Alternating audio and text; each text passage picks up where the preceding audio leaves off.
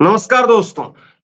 हरियाणा में विधानसभा चुनाव के लिए कल वोटिंग होगी 90 सीटों पर और हरियाणा विधानसभा चुनाव में वोटिंग से पहले किसका पलड़ा भारी है, आकलन क्या कहता है, इस सब पर चर्चा करेंगे। और जो आखिरी में फेरबदल हुआ नेताओं का, कुछ इधर से उधर, बीजेपी की तरफ से हुड्डा पर आरोप लगाए गए, जिसमें अमित शाह भी आ गए हैं। कुछ आरोप लगाए जा रहे हैं कि 5600 करोड़ रुपए की ड्रग्स पकड़ ली गई है।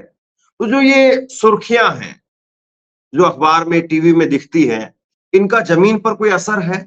ये जमीन पर कोई और मुद्दे हैं?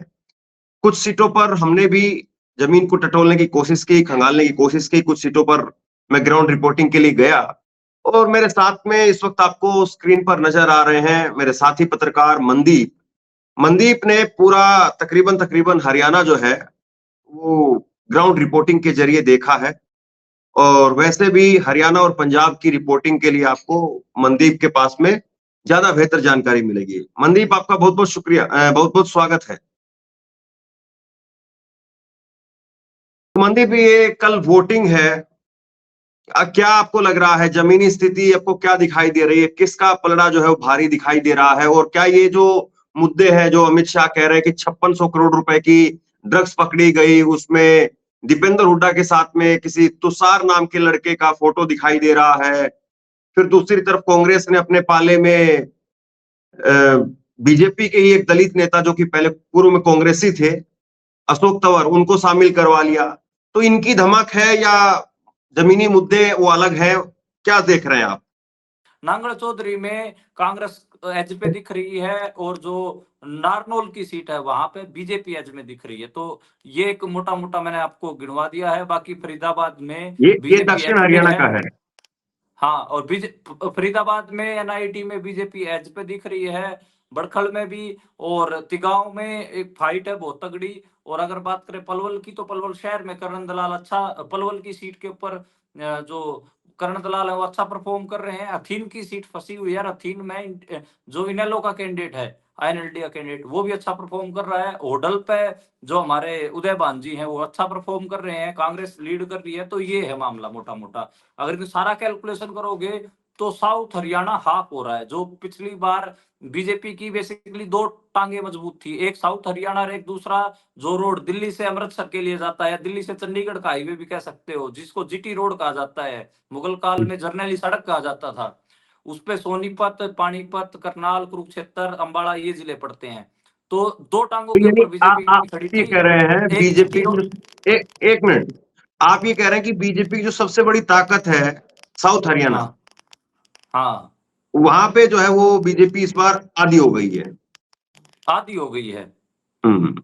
और दो टांगों पे खड़ी थी। जीटी रोड, एक टांग जीटी रोड थी और एक साउथ हरियाणा था। अब की हम्म। बार एक हिसाब से मतलब बैठ गई है दोनों जगह पे। और अगर अब जीटी रोड बेल्ट की अब थोड़ा कैलकुलेशन करें तो मान लो सोनीपत से अपन शुरुआत कर लेते हैं। सोनीपत शहर की सीट में फाइट है आज के टाइम पे, थोड़ी कांग्रेस एज पे है। गन्नौर पे इंडिपेंडेंट जीत रहा है, राई पे बीजेपी की कैंडिडेट आगे है। और अगर आगे बढ़े, पानीपत शहर में बीजेपी थोड़ी आगे दिख रही है, पानीपत ग्रामीण में कांग्रेस अच्छी फाइट दे रही है। और जो उससे आगे हम चलते चले तो जो सबसे बड़ा डेंट है वो दो लोकसभा, जिसकी 18 विधानसभा टोटल पड़ती हैं, अम्बाड़ा और कुरुक्षेत्र। एक लोकसभा सीट पे नौ नौ विधानसभा होती हैं। तो जो कुरुक्षेत्र और अम्बाड़ा जो लोकसभा सीटें हैं उन पे 18 विधानसभा सीटें हैं, और 18 में से अब की बार बीजेपी 3 या 4 सीटें जीत रही है। पिछली बार 18 में से उनके पास 13 विधानसभा सीटें थी। अब की बार वो सिर्फ 3 या 4 रह जाएंगे। सबसे बड़ा डेंट अगर जीटी रोड बेल्ट पे बीजेपी को लगा है तो वो अम्बाड़ा लोकसभा और कुरुक्षेत्र लोकसभा की 18 विधानसभा सीटों पे लगा है। और उसमें सीएम सैनी की लाडवा कॉन्स्टिट्यूएंसी भी आती है, लाडवा पे भी वो फंसे हुए हैं। लेकिन आज के दिन में सीएम सैनी 5,000 वोटों से एक हल्की सी एज बनाए हुए हैं। बाकी आज रात का चुनाव हो, कुछ भी हो सकता है, लेकिन सीएम जो है नायब सिंह सैनी वो अपनी सीट से फंसे हुए हैं। अगर दलित वोट कंसोलिडेट होकर कांग्रेस को पड़ जाती है तो नायब सिंह सैनी का हारना तय है अब। और खुद नायब सिंह सैनी भी दलित वोटों में सेंधमारी की कोशिश कर रहे हैं। तो ये एक मोटा मोटा आकलन जीटी रोड और साउथ हरियाणा का। अब बात करते हैं सेंट्रल हरियाणा की। सेंट्रल हरियाणा वहां जो पे एक लाडवा की सीट पे थोड़ा सा रोकते हैं। लाडवा हाँ की सीट पे आपको लग रहा है कि कुछ मैनेज हो पाया? जैसे शमशेर बड़शामी वहां पर है, उनकी पुत्र बोधू जो चुनाव लड़ रही है, हाँ और संदीप गर्ग है निर्दलीय के तौर पे। तो ये कुछ मैनेज कर पाए या मैनेज नहीं हो पाया? अभी भी वो अलग अलग ही हैं, या अंदर खाने से हाथ नहीं मिले? देखो बात ऐसी है कि मेरे को लग रहा है कि जो फाइट है आखिरी में वो मेवा सिंह में और नायब सिंह सैनी में ही है, और जो वहां पे बाकी जो फैक्टर हैं जिनका आप नाम ले रहे हो वो कोई ज्यादा वोट ले नहीं रहे, और लाडवा के लोग भी बाईपोलर बनाने में ही इंटरेस्टेड हैं। जो मैं कह रहा हूँ कि जो दलित वोटों पे दोनों कैंडिडेटों की निगाह है, दलित वोट ही यहाँ पे महत्वपूर्ण है। जो संदीप गर्ग वाला हो गया, और जो बड़सामी के जो पुत्रवधु वाला मामला हो गया, वो इतना मेरे को दिख नहीं रहा उसमें कि कोई दम है। हालांकि जितना शेर जो बड़सामी जितना वोट लेके जाएंगे उतना ही नायब सिंह सैनी को नुकसान होगा, ये भी एक सच्चाई बात है। बाकी मैं ये बता रहा था सेंट्रल हरियाणा का थोड़ा सा, जैसे जीटी रोड बेल्ट और साउथ हरियाणा थोड़ा सा अपन ने कवर कर लिया है। हम्म। सेंट्रल हरियाणा में टोटल 46 सीटें पड़ती हैं, और 46 सीटों में पिछली बार 5 या 6 ही बीजेपी को आ पाई थी। बाकी सारा सेंट्रल हरियाणा साफ हो गया था। सेंट्रल हरियाणा में किसको कह रहा हूँ, टिकरी बॉर्डर आपने सुना होगा, बहादुरगढ़ आपने सुना होगा। बहादुरगढ़ से एक सड़क जाती है पंजाब को, जो डबवाड़ी से पंजाब में एंटर कर जाती है, जो पंजाब का मालवे का रीजन है उसमें एंटर कर जाती है। ये जो सड़क है ये बहादुरगढ़ से सांपला, रोहतक, मैम और हांसी, फिर हिसार, फिर फतेहाबाद, फतेहाबाद से सिरसा, सिरसा से डबवाड़ी तक जाती है। और इसके हम्म। दोनों तरफ इस जो ये इसको NH10 बोला जाता है, इसके ऊपर फिल्म भी बनी थी अनुष्का शर्मा वाली। तो जो NH10 है इसके दोनों तरफ कहीं ना कहीं अगर हम मान देखें तो किसानी बेल्ट है ये, जाट ज्यादा बाउल इलाका है। और इस पे कहीं ना कहीं पिछली बार बीजेपी 5 या 6 सीटों पर ही परफॉर्म कर पाई थी, वो भी शहरी सीट थी। जैसे मान लो उन्होंने जींद की कृष्णलाल मिड्ढा जीत गए थे, 80 सीट निकाल ली थी, इस किस्म से जीते थे। बाकी तो कुछ इंडिपेंडेंट का जलवा भी था, मैम से इंडिपेंडेंट जीत गए थे, दादरी से सोमवीर सांगवान जीत गए थे, सिरसा से गोपाल कांडा जीत गए थे, तो इस किस्म का मामला था। लेकिन अब जैसे फतेहाबाद से दूड़ाराम बिश्नोई बीजेपी के जीत गए थे, ये वाला मामला था। तो कुछ कुछ सीटें जो बिल्कुल आप उंगलियों पे गिन सकते हो वो बीजेपी को आई थी। बाकी 10 सीटें जेजेपी को भी आई थी, और जो 30 सीटें थी उसमें से कांग्रेस की, उसमें से 25 सीटें सेंट्रल हरियाणा से ही थी, इस कटोरी से ही थी। तो बीच के जो किसानी वाली बेल्ट है, और अब की बार ये फिर साफ हो रहा है। अब की बार तो जो टावा टावा सीट, कोई कोई सीट देखने को मिल रही थी, वो भी फंसी हुई है अब की बार बीजेपी की। बाकी मुकाबला अच्छा है इसमें। अगर हम बात करें पहली सीट, हालांकि जो कांग्रेस है, कांग्रेस की बोनी दिल्ली से, अगर हम हरियाणा की तरफ चले तो उसकी बोनी खराब हो रही है। बहादुरगढ़ की सीट ही कांग्रेस लूज कर रही है, जो एक टाइम पे स्ट्रॉन्ग माना जा रहा था। उसका कारण ये है कि वहां पे कांग्रेस अपना कैंडिडेट जो MLA था राजेंद्र जून, उसकी एंटी इनकम्बेंसी बहुत ज्यादा थी, वो बदल नहीं पाई, वो वाला मामला है। रोहतक में आज के टाइम पे क्लियर है, यहाँ बीच पे में बहादुरगढ़ की सीट पे कौन स्ट्रोंग है आपके हिसाब से? राजेश जून है निर्दलीय के तौर पर, या राजेश बीजेपी? जून राजेश जून, और मेरे को लगता है कि यहाँ पे राजेश जून स्ट्रॉन्ग में है। अगर राजेश जून चुनाव नहीं निकालेंगे तो बीजेपी चुनाव निकालेगी, कांग्रेस से चुनाव नहीं निकल रहा। बहादुरगढ़ से अगली सीट पड़ती है भूपेंद्र हुड्डा की गढ़ी सांपला की लोई, और वहां पे वो एक तरफा क्लियर है, और 60,000 प्लस की लीड होगी मेरे हिसाब से। हरियाणा की सबसे ज्यादा मार्जिन से वो जीतेंगे। और वो कोई खास कैंपेनिंग भी करने नहीं गए हैं, बस वो उनको जो गढ़ी सांपला किलोई के लोग, उनको ये लग रहा है कि चौधर हमारे सर पे सजेगी, इसलिए जिता रहे हैं। अगली सीट रोहतक की, रोहतक में आज के टाइम पे कांग्रेस एज में है, और मैम की फंसी हुई है, चाहे तो इंडिपेंडेंट निकालेगा या कांग्रेस निकालेगी। ऐसे ही आगे तक आप चले जाओ तो ये सारे इलाके में कांग्रेस अच्छा परफॉर्म कर रही है। जो बीजेपी है वो इनमें सिर्फ 11-12 सीटों पे ही, 40 सीटों में से सिर्फ 11-12 पे ही फाइट में है। तो एक हिसाब से के लिए आपको रोको मनदीप, देखिए एक चीज को और समझिए आप। इस चुनाव के अंदर बीजेपी वर्सेस कांग्रेस को अगर समझें तो लाडवा की सीट जिस पर हम चर्चा कर रहे हैं कि वो फंसी हुई है, कोई बहुत ज्यादा एज नायब सिंह सैनी को नहीं है। और दूसरी तरफ कांग्रेस के जो मुख्यमंत्री के चेहरे हैं एक तरीके से, हालांकि अनाउंस नहीं हुआ है, भूपेंद्र सिंह हुड्डा, वो अपनी सीट पर केवल नामांकन भरने के लिए गए, उसके बाद में कोई रैली नहीं, कुछ नहीं। जबकि नायब सिंह सैनी ने खुद अमित शाह की रैली वहां पर कराई, और नायब सिंह सैनी की सीट पर नितिन गडकरी गए सभा करने के लिए, एक इंडोर सभा हुई उनकी। तो इसी से आप समझ सकते हैं कि दोनों तरफ जो मेन जो धड़े हैं या जो बड़े चेहरे हैं, उनमें आपस में कितनी रस्साकसी दिख रही है? जी, बिल्कुल। और इसके बाद अगर हम बात करें टोटल जो मैंने आँकड़ा अगर मैं फाइनल बता दूँ दर्शकों को क्योंकि दर्शक इस गेम से ज़्यादा ये भी जानना चाहते हैं कि भाई सीधा बताओ 90 में से किसको कितनी आ रही हैं। एक मिनट तो मनदीप, 1 मिनट के लिए और रोकूंगा। ये बताइए, ये गोपाल कांडा और जो हाई प्रोफाइल सीट है, उनका क्या क्या जो है वो थोड़ा सा दुष्यंत चौटाला के जैसे अच्छा, उचाना, ब्रजेंद्र, थोड़ा हाई प्रोफाइल सीट फिर। मैं बता देता हूँ। देखो जो रोहतक जिले के बाद जो हाई प्रोफाइल सीट हिसार की बनती है, वो पड़ती है आदमपुर। जो कुलदीप बिश्नोई का लड़का भव्य बिश्नोई वो चुनाव लड़ रहा है, वो सीट फँसी हुई है आज के टाइम पे। हालाँकि भव्य बिश्नोई जो बिश्नोई परिवार है, वो आखिरी के दिन में कोई खेल करता है। अगर वो खेल सफल हो गया, तो 2-3 हज़ार से भव्य बिश्नोई जीत जाएगा, कोई बड़ी भी जीत नहीं है। लेकिन आज के टाइम पे सीट फँसी हुई है, अगर वो खेल नहीं कर पाए और लोगों ने खेल एक्सेप्ट नहीं करा, तो मेरे को लगता है अब की बार जो बिश्नोई परिवार है उसको डोर टू डोर कर दिया लोगों ने। पहले ये परिवार ऐसे ही हवाबाजी में जीत जाता था, अब की बार डोर टू डोर जाना पड़ा, 3-3 4-4 बार जाना पड़ा है। उसके बाद जो दूसरी हाई प्रोफाइल सीट है वो हिसार शहर की है, उसमें सावित्री जिंदल इंडिपेंडेंट लड़ रही हैं, लेकिन उनको बीजेपी ने इशारा किया था कि आप इंडिपेंडेंट लड़ो, कमल गुप्ता की खिलाफत बहुत है, ये चुनाव तो हार जाएगा, सावित्री जिंदल को आप बीजेपी की कैंडिडेट मानकर चलो। इंडिपेंडेंट है हालाँकि नवीन जिंदल की माताजी, वो आज के टाइम पे वो अच्छी फाइट में हैं। और जो रावनी असराड़ा है कांग्रेस के, वो भी अच्छी फाइट दे रहे हैं। हो सकता है कि रावनी असराड़ा भी सीट को निकाल ले, पर आज के टाइम पे हम्म। सावित्री जिंदल हल्की सी लीड पे हैं। इसके अलावा जो हाई प्रोफाइल सीट है वो जींद की उचाना है, और उचाना में दुष्यंत चौटाला चौथे नंबर पे रह सकते हैं, और वहां पे जो निर्दलीय उम्मीदवार हैं वो भी आपको हैरान कर सकते हैं। लेकिन आज के दिन में कांग्रेस के ब्रजेंद्र सिंह, जो चौधरी वीरेंद्र सिंह के लड़के हैं, वो चुनाव जीतते हुए दिख रहे हैं। और उससे अगली जो हाई प्रोफाइल सीट है वो जुलाना विनेश फोगाट, हम सबको पता है कि चर्चित खिलाड़ी, ओलंपिक में पदक से चूकी, लेकिन आते ही पॉलिटिक्स ज्वाइन कर लिए। और जुलाना में विनेश फोगाट कम से कम 30,000 वोटों से चुनाव जीत रही है आज के दिन पे, और अच्छा चुनाव लड़ रही है। अच्छा उन्होंने एज ए लीडर पॉलिटिशियन बहुत तगड़ा उन्होंने काम करके दिखाया। मेरे को आमतौर पर ऐसे खिलाड़ियों से ऐसे उम्मीद होती नहीं है, लेकिन उसने जबरदस्त सीखी है राजनीति। और जो अगली हाई सुरेंद्र लाठर का वहां पर कुछ वोट काट रहे हैं, सुरेंद्र लाठर। कोई ज्यादा असर नहीं डाल पा रहा, 30,000 वोटों से जीतेगी चुनाव। कविता दलाल और सुरेंद्र लाठर कोई ज्यादा असर प्रभावी दिख नहीं रहे। उससे अगर हम एक हाई प्रोफाइल सीट और है श्रुति चौधरी और अनिरुद्ध चौधरी की, तो शाम में जो अनिरुद्ध चौधरी है आज के टाइम पे कांग्रेस के, वो लीड कर रहे हैं, और किरण चौधरी की बेटी श्रुति चौधरी वहां से चुनाव हारती दिख रही हैं। ये एक मेरे को लगा कि इस सीट के ऊपर भी बात हो जानी चाहिए। अगली जो हाई प्रोफाइल सीट है, मेरे को लगता है कि सिरसा की एलनाबाद है, चौटाला और भरत सिंह बेनीवाल वाली।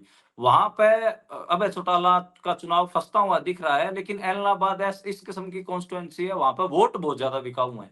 चाहे कोई चुनाव लड़े, एलनाबाद में कम से कम 6-7 हजार वोट खरीदने पड़ते हैं, चाहे कांग्रेस हो, चाहे बीजेपी हो, चाहे इनेलो हो, कोई हो। तो वहां पे आज की रात में जो 6-7 हजार वोट ज्यादा कौन खरीद पाएगा, भरत बेनीवाल भी खरीदेगा, वो चुनाव जीतेगा। आज के टाइम पे अभय सिंह चौटाला ये क्लेम नहीं कर सकता कि वो जीता हुआ है। और अगली जो हॉट सीट है, अगर मैं इसकी बात करूं तो रानिया की, वहां से अभय चौटाला का लड़का लड़ रहा है, अर्जुन चौटाला, और पत्रकार सरोमित्र कंबोज चुनाव लड़ रहे हैं, वो सीट भी फंसी हुई है। आज के टाइम पर अर्जुन चौटाला हल्की सी एज पे है, लेकिन सरोमित्र कंबोज का पिछले 5-7 दिनों में, एक पिछले 10 दिन में अच्छा चुनाव उठा है, और सरोमित्र कंबोज भी आप लोगों को हैरान कर सकते हैं, कोई ऐसी बड़ी बात नहीं है।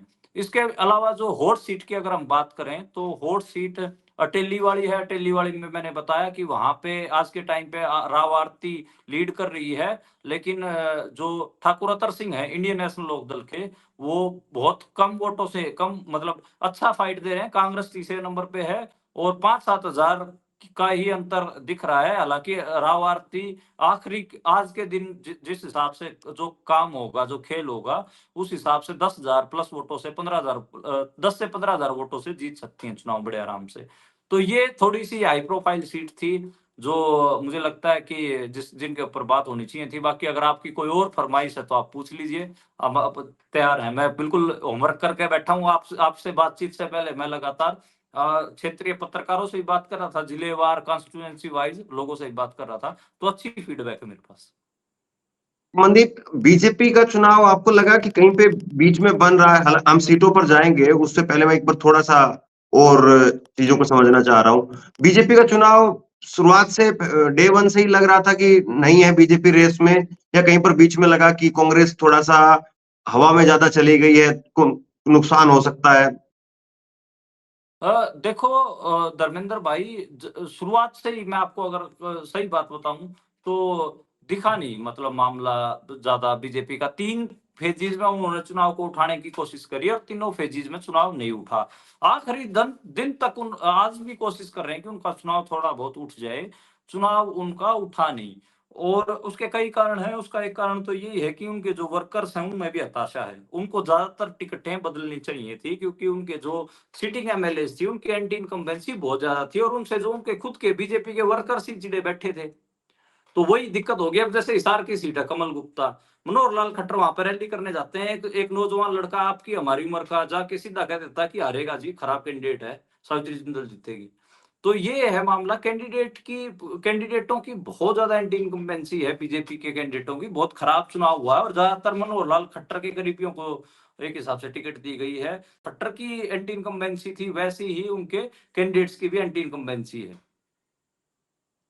एक सीट जहां पे आप भी गए, मैं भी गया, और मुझे लगता है उसकी चर्चा हम लोगों को जरूर करनी चाहिए, कॉमरेड ओम प्रकाश की सीट, भिवानी की सीट। हाँ, हाँ।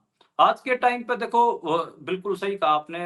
एक ऐसा उम्मीदवार है जिसको सारा हरियाणा चाह रहा है कि वो जीते। उसका कारण ये है कि किसान आंदोलन हो, मजदूर आंदोलन हो, कोई भी आंदोलन हो, उसमें उस आदमी ने भाग लिया है। और एक करोड़पति बाप का पैदा हुआ था, लेकिन अपने बाप के बिजनेस में वो बिल्कुल नहीं गया और अपने बाप के जो पैसे थे वो सारे जनता में ही लगा दिए उस आदमी ने। आज के टाइम पे उसके पास अगर हम देखें तो गरीब कैंडिडेट हम उसको सबसे ज्यादा कह सकते हैं। उसके पिताजी के क्रैशर होती थी, खानक और डाडक में माइनिंग होती थी, सारा कुछ होता था उस आदमी का। लेकिन उसके पिताजी को उसने भरी जवानी में ये बोल दिया था कि पापा ये काम नहीं होगा, मेरा तो जो कम्युनिस्ट विचारधारा है, किसान और मजदूरों की लड़ाई वाली जो विचारधारा, उसमें मेरा मन लग गया है, आप मुझे माफ करो। तो उसमें वो लग गए थे और उन्होंने जितना भी था अपने बाप के बिजनेस को ज्वाइन किया। नहीं तो लगभग लगभग ये लगा लो कि जो करोड़पति बाप के पैदा जरूर हुआ था, लेकिन आज के टाइम पे वो कैंडिडेट करोड़पति नहीं है, कुछ लखपति लगा लो, क्योंकि उसने बैंक में कुछ टाइम नौकरी करी है। तो वो कैंडिडेट है, सबसे गरीब कैंडिडेट है और सबसे बढ़िया कैंडिडेट है। मुझे लग रहा है और राहुल गांधी ने भी सीट इसलिए खाली करी क्योंकि कॉमरेड ओम प्रकाश का नाम आया। ये सीट राहुल गांधी ने खाली करी है, ये हरियाणा कांग्रेस ने खाली नहीं करी, राहुल गांधी ने खाली करी है। तो वो आज के टाइम पे लग रहा है कि मुझे चुनाव उनका अच्छा गया है, चुनाव उठा है उनका। अब अगर भाई घनश्याम सर्राफ 3 बार का एमएलए है, खूब पैसा उसके पास, अगर भिवानी शहर के लोगों की वोट अगर बिकाऊ होगी तो घनश्याम सर्राफ जीत जाएगा। अगर विवेक होगा, कुछ कोई मतलब उनमें दिल होगा और दिमाग होगा भिवानी के लोगों में, तो कॉमरेड ओम प्रकाश बिल्कुल चुनाव जीत सकता है आज के दिन में। वहां पे बस ये है कि एक इंदु शर्मा है आम आदमी पार्टी से, अब वो ब्राह्मणों के कितने वोट खींचती है। दूसरा अभिजीत सिंह लाल है जो कि कांग्रेस की तरफ से राजपूत तैयारी कर समुदाय रहे से थे। है, ठाकुर हाँ, वीर सिंह का लड़का, ठाकुर हाँ। वीर सिंह के परिवार से। ठाकुर वीर सिंह राजपूतों के बड़े नेता हुए हैं हरियाणा में, और बिल्कुल हम्म। ऐसे नेता हुए हैं जिसमें सारे जाट नेताओं को एकदम ऐसे खुली चुनौती देते थे, मजेदार नेता थे। और वो अगर उनके जो परिवार से जो है लड़का अभिजीत लाल अगर अच्छी वोट लेके जाता है राजपूतों की, तो नो डाउट घनश्याम सराफ फंसेगा। हम्म। चलिए, अब थोड़ा सा सीटों की तरफ आते हैं। आपको लग रहा है बीजेपी सम्मानजनक स्थिति में आ रही है, या बीजेपी लीड कर रही है, बीजेपी सरकार बनाने की कंडीशन में है, या कांग्रेस जो है वो सरकार बनाने की तरफ बढ़ती हुई दमखम से दिखाई दे रही है? अगर आज हम सीटों की बात करें तो हरियाणा में 90 सीटें हैं। 90 में से जैसे एक एरिया वाइज, ज्योग्राफी वाइज तोड़ के भी बता दी हमने। दूसरा और सीटों पे चर्चा हो गई। अगर हम फाइनल नंबर आपको दें तो फाइनल नंबर देखो, 3 स्थितियां हैं कांग्रेस के लिए। अगर कांग्रेस की देखो, वेव तो फॉर श्योर चल रही है, हवा अगर हम बात करें, हवा तो फॉर श्योर चल रही है कांग्रेस की। अगर हवा ही रहती है तो सीटें आएंगी कांग्रेस की 50 से 55। और अगर ये हवा आंधी आंधी में कन्वर्ट होती है तो सीटें आएंगी 60 से 65। और अगर ये सुनामी में कन्वर्ट हो जाती है तो 70 प्लस जा सकती है। लेकिन आज के टाइम पे अगर आप मेरे से पूछो तो मैं थोड़ा सा कंजर्वेटिव आदमी हूं, यानी कि कंजूस जिसको कहते हैं, सीटें देने में कंजूसी करता हूं। तो मेरे को लग रहा है कि जो कांग्रेस है 50 से 55 सीटों पे आज के टाइम पे खड़ी है। वो 55 57 भी हो सकती है, 58 भी हो सकती है। इस नंबर पे वो झूल रही हैं, 55 के इर्द गिर्द झूल रही हैं बेसिकली सीटें। और जो बीजेपी है वो बीजेपी अंडर 25 परफॉर्म कर रही है, बीजेपी 22 से 23 सीटों के ऊपर खड़ी है। इसके अलावा निर्दलीय हैं वो 5 से 6 सीटें निकालेंगे और इनेलो भी 4 से 5 सीटें निकाल सकती है। ये एक फाइनल नंबर है, ये कंजूसी का नंबर है मेरा। ठीक है, मैं इसमें आंधी नहीं मान रहा कांग्रेस की, मैं कांग्रेस की सुनामी नहीं मान रहा, मैं सिर्फ ये मान रहा हूं कि कांग्रेस की सिर्फ हवा चल रही है। ठीक है, इस वजह से मैंने ये 55 के इर्द गिर्द का नंबर दिया है कि 55 से 57-58 हो जाए या फिर वो 52-53 हो जाए, कुछ भी हो जाए, इसके ऊपर नीचे 55 एक सेंटर पॉइंट है। और उसका और जो 22-23 जो नंबर है वो बीजेपी का सेंटर पॉइंट है। अगर बीजेपी ने जैसे आज रात को जो खेल होना उसमें अच्छे से खेल कर लिया तो ये भी हो सकता है कि बीजेपी 25-26 तक चली जाए, 27 तक चली जाए। और अगर नहीं बात बनी बीजेपी की और बीजेपी आज फेल होती है तो ये नंबर 19-20 पे भी आ सकता है, 22-23 का 18-19-20 पे भी आ सकता है। तो लेकिन सेंटर पॉइंट 22-23 है, 23 आप मानकर चलो, बीजेपी का सेंटर पॉइंट 23 है। तो ये मामला है। और 4 से 5 महीने लो की कह रहा हूं, 4 आप मान के चलो। और अगर इनेलो जैसे कम से कम 11 से 12 सीटों के ऊपर त्रिकोणीय मुकाबला बनाए हुए है, और अगर उन 11 से 12 में इनेलो ने वाकई में बहुत अच्छा चुनाव लड़ा तो इनेलो 6 से 7 पे भी जा सकती है। और अगर भाई उनका चुनाव कमजोर रह गया आज रात की वजह से तो उनके सर्वे सर्वा को भी खतरा हो सकता है, और 4 से 5 जो सीटें कह रहे हैं वो 2 या 3 भी हो सकती हैं। तो सारा मामला ये है, लेकिन हम जो सेंटर पॉइंट रख रहे हैं इनेलो के लिए वो 4 से 5 सीटें रख रहे हैं। इंडिपेंडेंट 5 से 6 रहेंगे, आप देख लेना। अब हर बार 7 से ज्यादा इंडिपेंडेंट हरियाणा में जीतते आए हैं, लेकिन अब की बार 7 से कम इंडिपेंडेंट होंगे, 5 या 6 इंडिपेंडेंट ही चुनाव जीत कर आएंगे। जी। और जेजेपी का खाता? जेजेपी को जमानत जब्त पार्टी है, मेरे हिसाब से किसी किसी सीट के ऊपर जमानत बचेगी। जहां तक मेरी जानकारी है, यमुनानगर में एक दो सीटें हैं, वहां के ऊपर वहां पर जो है जेजेपी की जमानत बच सकती है। उचाना पे भी जब जमानत बचना बहुत मुश्किल है। हरियाणा के लोगों ने एक नारा चला दिया, जेजेपी का फुल फॉर्म है जमानत जब्त पार्टी, तो बड़ा कठिन है जेजेपी के लिए आज के टाइम पे अपनी सीटों के ऊपर जमानत बचाना। मेरे को लग रहा है कि सिर्फ 3 सीटों के ऊपर, इसलिए मैंने एक ट्विटर पर कहा भी था कि 3 सीट ऐसी बताओ जहां पे जेजेपी अपनी जमानत बचा रही है। मेरे को लग रहा है कि जेजेपी सिर्फ 3 सीटों के ऊपर अपनी जमानत बचा पाएगी 90 में से। ठीक है, एक चलते चलते बस आखिरी सवाल, ये दिल्ली से सटी हुई बादली की सीट है, झज्जर में आती है, और वो सीट भी इसलिए थोड़ा सा चर्चा का विषय इसलिए भी रही क्योंकि बजरंग पुनिया को वहां पर उतारने की बात हो रही थी, फिर बजरंग पुनिया नहीं उतारे गए और कांग्रेस ने अपने वर्तमान विधायक कुलदीप वत्स और बीजेपी ने ओम प्रकाश धनखड़ को उतारा। क्या आपको लग रहा है ये सीट जो है? आज के दिन बादली पे कांग्रेस लीड कर रही है, नो डाउट, लेकिन बीजेपी ने भी अच्छा चुनाव लड़ा है। और ओम प्रकाश धनखड़ की जो कमियां थी जिसमें वो चश्मे के ऊपर से देखते थे, उन्होंने अब की बार वो सुधारी हैं। और एक जो टिकट का मामला था, टिकट का बिल्कुल सही कहा, बजरंग पूनिया ऐसे टिकट मांग रहे थे, उनकी कांग्रेस उनको कह रही थी कि आप बरवाड़ा से चुनाव लड़ लीजिए, फिर बजरंग पूनिया ने मना कर दिया। बजरंग पूनिया बोले कि ठीक है, मेरा पहला चुनाव है, पहली बार मैं शामिल हो रहा हूँ, अब 5 साल मैं इंतजार करता हूँ और अगली बार मैं देखता हूँ। और बजरंग पूनिया ने बरवाड़ा की टिकट नहीं ली और बादली से कुलदीप वत्स को ही दी गई। कुलदीप वत्स के लिए भूपेंद्र हुड्डा और दीपेंद्र हुड्डा ने स्टैंड लिया, उन्होंने कहा कि बजरंग पूनिया टिकट मत दो। तो ये मामला था। और आज के टाइम पे मैं कहूं तो कुलदीप वत्स कुछ 2-3 हजार वोटों से चुनाव को लीड कर रहे हैं। अगर आज वो जो जाट वोट बैंक है उसको नहीं संभाल पाए कुलदीप वत्स, जिस हिसाब से जाट वोट बैंक में कुलदीप वत्स के लिए नाराजगी है, कांग्रेस के लिए नहीं, कुलदीप वत्स के लिए, तो कुलदीप वत्स का चुनाव फंस भी सकता है। ये आज के टाइम पे मेरा आकलन है। चलिए, बहुत बहुत धन्यवाद मनदीप, और कोशिश करेंगे हम लोग वोटिंग वाले दिन भी और उसके बाद एग्जिट पोल पर और काउंटिंग भी के दिन भी फिर बात करेंगे। जी, शुक्रिया धर्मेंद्र बहुत बहुत जी। शुक्रिया। ओके जी।